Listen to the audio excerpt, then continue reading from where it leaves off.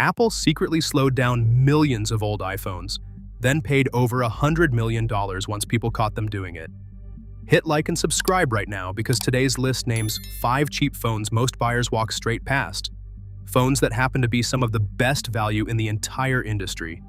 And by the end, you'll understand exactly why the big brands would rather you never notice them. $200 to $270 opens this list with the Samsung Galaxy A1650X, a phone that gets treated like an afterthought, buried on Samsung's own website beneath the flashier Galaxy S and Z lines. That's a mistake. Real 5G connectivity, a battery built to comfortably clear a full day, and Samsung's own promise of extended software updates all come standard here, and that update commitment alone puts it ahead of most budget phones from smaller brands. It won't fold, it skips the stylus, and the camera won't turn heads, but as a daily driver at this price, it quietly beats phones that cost twice as much just a few years back. Add another $30 and you land on the Motorola Moto G Power, priced around $299, a phone that built its entire reputation on being boring in the best possible way. Near-stock Android runs the show here, skipping the bloatware that clutters cheaper competitors, and Motorola backed that clean software up with IP68 and IP69 water resistance, a 5,200 mAh battery, and something that's become rare at any price point, an actual headphone jack. Spec sheet bragging rights never interested Motorola, which is exactly why most shoppers scroll right past this phone. But anyone who wants a device that just works without draining their patience will find one of the most trustworthy picks in the budget category sitting right here.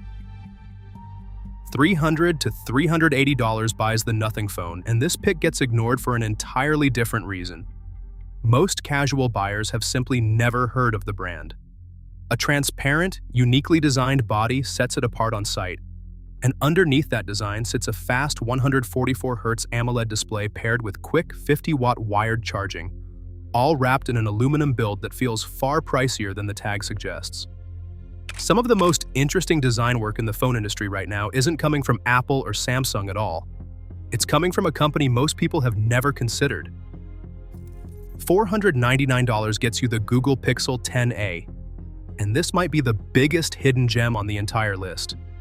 Google's own budget line gets dismissed constantly as the forgettable option, even though it stands among the best all-around phones you can buy at any price. Google's Tensor G4 chip powers it, 7 years of promised software updates back it, longer than almost anything else on the market, and its camera, driven by Google's computational photography, produces shots that hold their own against phones costing 3 times as much. Flagship shoppers rarely even glance at the A series, and that oversight is exactly what this whole video is built around. At the top of the list sits the iPhone 17e, around $599, the cheapest new iPhone Apple currently sells, and the one iPhone loyalists dismiss the fastest, assuming cheap automatically means underpowered. It doesn't work that way here. Apple's A19 chip runs the show, the same processor family found across Apple's flagship lineup, and the phone ships with 256 gigabytes of storage as its base configuration, while still supporting MagSafe, which places it firmly inside Apple's full accessory ecosystem instead of stranding it outside the way older budget iPhones used to sit. Nothing on this list makes the point clearer. A phone overlooked purely because of the word cheap sitting next to its name. 5 phones, $200 to $600, and most buyers walk straight past every one of them on their way to something pricier. Here's the part worth sitting with. The gap between what a budget phone can do and what a flagship can do has collapsed over just the last few years.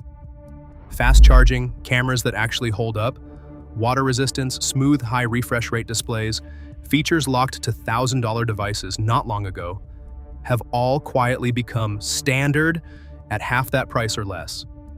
Anyone who doesn't want to finance a phone for 2 years just to get a decent camera just won an actual real win. But that collapsing gap is exactly why the industry has gotten a little shady about protecting its pricier tiers, and Apple's battery scandal makes the case better than anything else. 2017 is when Apple admitted it had been secretly throttling the performance of older iPhones with aging batteries, slowing them down without a word to owners and without ever offering the option to turn it off. Preventing unexpected shutdowns was the official explanation, but plenty of customers read it differently. as a company nudging owners of older, cheaper phones toward buying something new. That explanation didn't stop the lawsuits. $113 million is what Apple ended up paying in a 2020 multi-state settlement over the practice, on top of a separate $500 million class action settlement the same year. None of that makes owning a cheap phone particularly simple either. Carrier locks show up constantly on budget phones, bloatware clutters the software you can't fully strip out, and update schedules on plenty of these devices fall well short of what Samsung, Google, and Apple offer their better supported lines. Some manufacturers even quietly ship different chips or camera hardware for the exact same phone model depending on which country it's sold in, without putting that difference anywhere on the box. None of that generates headlines the way a lawsuit does, but the pattern underneath stays consistent. Cheaper phones keep getting treated as less deserving of long-term support, even when the hardware inside them can run just as long as anything pricier. So here's where that leaves you. $1,000 was never required to get a phone that takes great photos, lasts all day, and stays fast for years, and the 5 phones on this list prove exactly that. What's actually required is looking past the marketing hierarchy these companies built, the one quietly training buyers to assume cheap means worse, because in 2026, that assumption costs people a lot more money than it saves them. If this just saved you from overspending on your next phone, that's exactly what the like button is for. And subscribe if you want the next one of these before it drops.